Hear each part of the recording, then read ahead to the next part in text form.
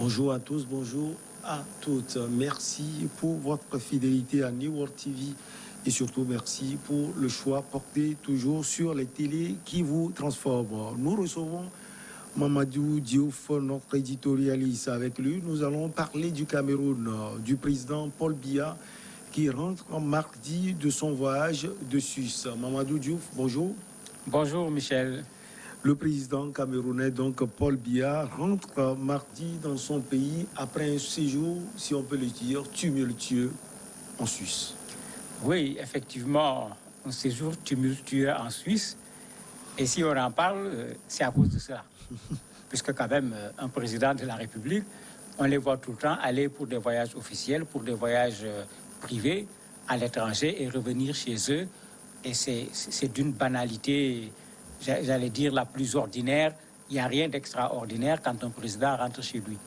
Ici, si on en parle, c'est parce qu'effectivement, quand il a voulu aller en Suisse, la diaspora camerounaise, de façon générale, celle du Cameroun anglophone en particulier, avait décidé de ne pas le laisser continuer à séjourner à l'hôtel continental comme il avait l'habitude de le faire.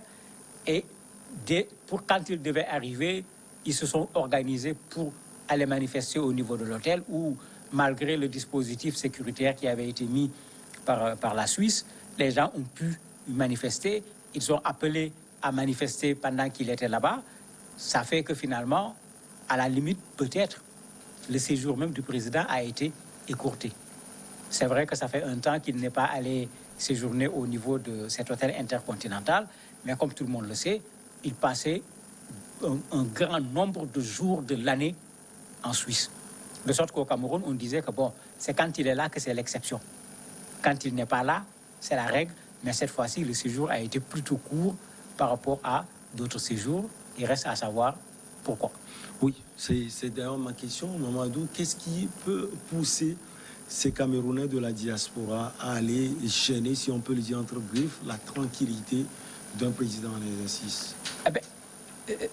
Quand on les écoute eux-mêmes, ce qu'ils disent, il n'est pas admissible que la présidence de la République du Cameroun se trouve à l'hôtel intercontinental en Suisse. La présidence est là-bas, il faut que le président y soit. Le deuxième argument qu'il donne est un argument économique. Le séjour du président coûte combien? Le troisième argument, est-ce qu'il peut gouverner le Cameroun à partir de la Suisse? Donc, ce n'est pas à ce séjour-ci seulement que les Camerounais ont manifesté. Il y a eu, à d'autres moments, des manifestations où le président a tellement duré que les Camerounais sont venus à l'hôtel pour dire aux gens de l'hôtel, chassez-le. Il n'a qu'à rentrer au pays, il n'a qu'à aller s'occuper des problèmes du pays. Mais ça n'a jamais atteint l'ampleur que ça a atteint cette fois et ça n'avait pas suscité au niveau des médias ce que ça a suscité cette fois-ci comme débat, puisque là-bas, il séjournait d'abord pendant un temps avant que les gens ne le fassent, alors qu'ici, on a commencé à faire le bruit à l'accueil. On a voulu l'accueillir pour lui dire, non pas bienvenue, mais plutôt tu n'es pas le bienvenu, va t'occuper du problème des Camerounais. Et pendant son séjour, les gens n'ont pas voulu arrêter. Ils sont même allés porter plainte auprès du canton de Genève pour demander à ce qu'on lui demande de quitter le pays. Ils sont même allés très loin parce qu'il y a une de ses filles qui est décédée. On l'accuse de complicité dans la mort de sa fille. Tout ça pour mettre le président en inconfort. Comme vous dites qu'il puisse rester tranquille, il a compris peut-être que pas possible dans ces conditions de rester tranquille. Il a dû peut-être écourter son séjour parce que d'habitude, ces séjours dépassaient largement ce séjour qu'il est en train de faire en Suisse. Bref, il y a des problèmes tous azimuts au Cameroun que les mêmes Camerounais reprochent à Paul Biya. Tout à fait. Tout à fait. Il ne faut pas oublier que déjà les dernières élections avaient été fortement contestées. Maurice Kamto a même fait la prison, l'opposant numéro 1 à cause de cette contestation. Vous avez ces problèmes politiques qui sont là. Vous avez cette question de la partie anglophone du Cameroun qui jusqu'à présent n'a pas du tout été résolue. Et vous avez cette façon de gérer le Cameroun que les gens n'acceptent pas. Le président est plus absent du pays que présent du pays. Certains disent même que c'est pour des raisons de maladie, il est en train de se soigner, il ne peut pas rester dans le pays. Mais toujours est-il que son séjour à l'extérieur de façon très prolongée, comme il l'a fait régulièrement, il y a très peu de Camerounais qui le cautionnent. Les gens étaient contents même parce que quand même avec Covid, finalement, chacun était resté chez lui. Donc, il est resté quand même, pour cette fois-ci, un temps assez long au niveau du Cameroun, contrairement à ce qui se faisait habituellement. Certainement, ça fait partie de ce qui crée ce rebondissement parce que les gens craignent peut-être qu'ils ne reprennent encore ces séjours prolongés à l'extérieur et ils veulent tirer la sonnette d'alarme à temps avant que les choses n'aillent encore plus loin. Mando, on va étudier ce paradoxe. Voilà Paul Biya qui dirige ce pays depuis des décennies et qui part en Suisse pour justement bénéficier des soins spéciaux. Ce qu'il n'est pas arrivé à faire dans son pays ou à construire des hôpitaux de ce nom. Ce n'est pas ce qui irrite également ces Camerounais de la diaspora. Mais bien sûr. Bien sûr, parce que c'est pourquoi je parlais tout à l'heure du coût. Si on cumulait ces séjours à l'hôtel intercontinental, les frais également des personnes qui l'accompagnent, est-ce qu'on n'aurait pas construit un hôpital de référence? Mais c'est aussi simple que ça. Ce n'est pas que le Cameroun n'est pas capable de construire un hôpital de référence. Mais les moyens qui devaient servir à construire cet hôpital de référence, ces moyens ont été utilisés à d'autres fins. Et souvent, ces fins n'ont rien à voir avec les besoins des populations du Cameroun. Et c'est pourquoi ceux qui s'opposent, ils connaissent l'hôtel intercontinental, ils connaissent le prix des chambres, ils connaissent le prix des suites, mais ils ne se fatiguent pas pour prendre la calculette et dire que quand il fait 10 jours, voilà ce que ça coûte. Et après, on le compare à des salles de classe, s'il fallait construire des salles de classe, à des centres de santé, s'il fallait construire des centres de santé, etc. Et l'argument, il faut le reconnaître, il est pertinent. Je ne dis pas qu'un président ne doit pas aller se faire soigner à l'étranger. Parce qu'il faut qu'on sache ce que nous voulons aussi. C'est le président de la République. Il faut qu'on accepte qu'il puisse aller se soigner à l'extérieur si cela s'avère indispensable. Parce que même quelqu'un qui n'est pas président de la République, s'il a les moyens et qu'il ne peut pas se soigner dans le pays, il va aller se soigner dans un autre pays. Pour moi, le problème, ce n'est pas qu'il parte se faire soigner. Ça devient un problème quand on ne voit pas ce qu'il a fait pour le système de santé au niveau du pays.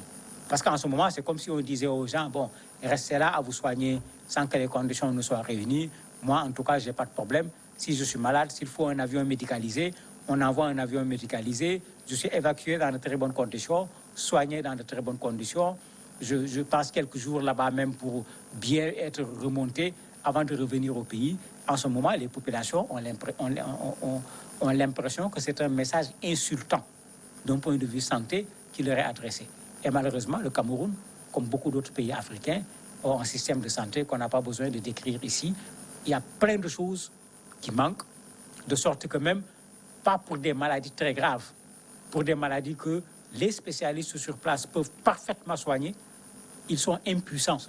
Non pas parce qu'ils n'ont pas la compétence, mais parce qu'on n'a pas mis à leur disposition les moyens pour prouver leurs compétences. Amadou, selon vous, qui dirige le Cameroun? Les gens parlent de Chantal Biya, d'autres parlent encore de ce groupuscule qui est autour du président Paul Biya.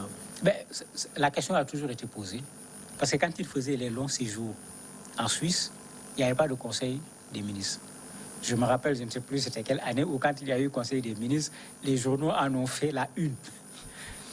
Pour vous dire comment parfois les choses sont anormales. Mais dans un pays normal, à la limite, toutes les semaines, il y a un conseil des ministres, sauf exception, pour gérer le quotidien. Mais quand un pays peut rester très longtemps sans ce conseil des ministres, ça veut dire qu'il y a quelque part, j'allais dire, une task force qui est différente du gouvernement qui gère les affaires du pays. Et c'est ça qui amène les soupçons. Son épouse, des gens qui lui sont proches, parce que même pour ce voyage, il est parti avec un staff. On accuse ce staff-là d'être ceux avec qui le président gère le pays, voire même c'est eux qui véritablement ont la main dans la gestion du pays. Le président est plutôt en retrait par rapport à la gestion. Est-ce que c'est vrai ou pas? Je ne peux ni confirmer ni infirmer. Selon vous, dans ces conditions, qu'est-ce qui le maintient encore au pouvoir au Cameroun? C'est la question qu'on se pose par rapport à plusieurs présidents. L'âge d'abord, le nombre de mandats, l'état de santé. Il y a beaucoup de choses qui vont en faveur du fait que le président lui-même dise aux Camerounais merci pour la confiance. Mais j'ai fait ce que je pouvais faire. Il y a des limites objectives qui sont là. Permettez-moi de devenir un conseiller. C'est-à-dire se retirer de la présidence. Mais c'est le contraire qu'on a vu. Il a été candidat aux élections passées. Il vient d'être réélu il n'y a pas longtemps. On a vu toute la bagarre qui a été menée autour de sa énième candidature pour ces élections. Mais malgré tout, il s'est battu pour être candidat et pouvoir même gagner ces élections. Vous voyez tout le problème que cela pose. Pendant que les gens se disent, mais qu'est-ce qu'il peut faire encore qu'il n'avait pas fait pendant qu'il était plus en possession de ses capacités? Qu'est-ce qu'il peut faire? Mais généralement, comme on le dit en Afrique, les gens veulent mourir président de la République, enterrer président de la République, avec le même cérémonial qu'ils ont vécu tout le temps en étant président. Ils veulent quitter cette terre avec ce cérémonial. Et malheureusement, quand ils se mettent dans cette posture, mais c'est toute une instabilité qu'ils créent dans leur pays. Et finalement, c'est une sorte de gouvernance par la force.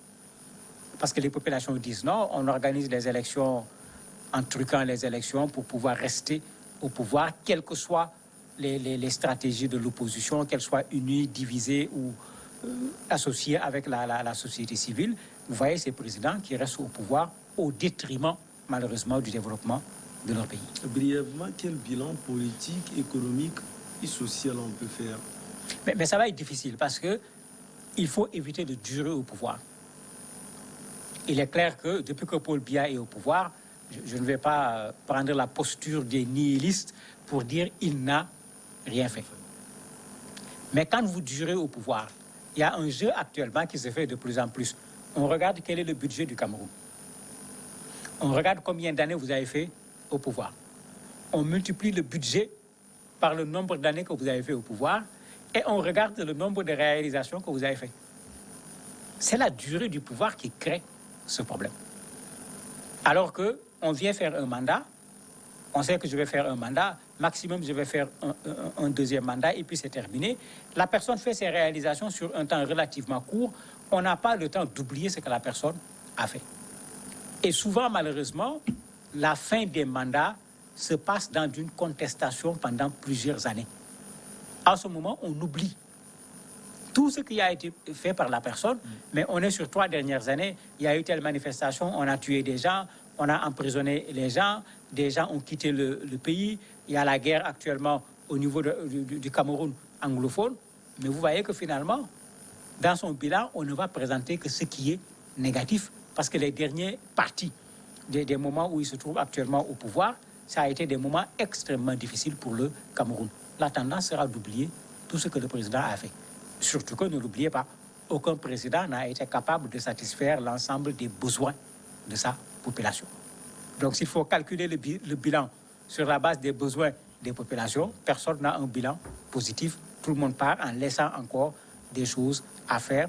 Malheureusement, au lieu de le comprendre comme tel, on l'utilise comme argument pour dire « j'ai pas fini, laissez-moi, je vais terminer ». Alors qu'au prochain mandat, on nous dit encore la même chose, j'ai pas fini, laissez-moi, je vais terminer. Ben, il veut terminer sa vie au pouvoir tout simplement. Pour finir, le retour est fixé sur mardi 27 juillet 2021 et l'avenir. Mais c'est une bonne chose qu'il retourne et que cette fois-ci, le séjour ne soit pas long. Malheureusement, les Camerounais de l'intérieur qui sont contre ces séjours privés, les Camerounais de la diaspora qui sont contre ces séjours privés, risque de dire, mais attention, on sait maintenant comment on doit faire pour que le président ne reste pas dehors et qu'il rentre au pays. Il faut, pendant qu'il séjourne à l'extérieur, qu'on soit là tout le temps à faire parler du Cameroun et dans le mauvais sens, puisque c'est ce qui a été fait, de sorte que c'est une exception, ce séjour a été particulièrement court. J'espère que lui-même, il va tirer la leçon pour se rendre compte qu'il a été élu pour satisfaire les besoins des Camerounais. Et c'est sur cette base que les Camerounais de la diaspora, même s'ils s'exprimaient alors qu'il est en train de travailler pour le Cameroun, leur contestation ne peut avoir aucun impact, ni sur les Camerounais de l'intérieur, ni sur le reste du monde. Mais quand ce travail pour les populations n'est pas fait, quand il y a de la contestation, on préfère rentrer chez soi parce que sinon, les journalistes viendront pour voir c'est quoi la situation santé, éducation, etc. Et en présentant le tableau du pays, malheureusement, il ressemble souvent au tableau qui est à l'école, qui est noir. Merci infini à vous, Mamadou Diouf. On va marquer la petite pause et on revient avec l'invité du jour.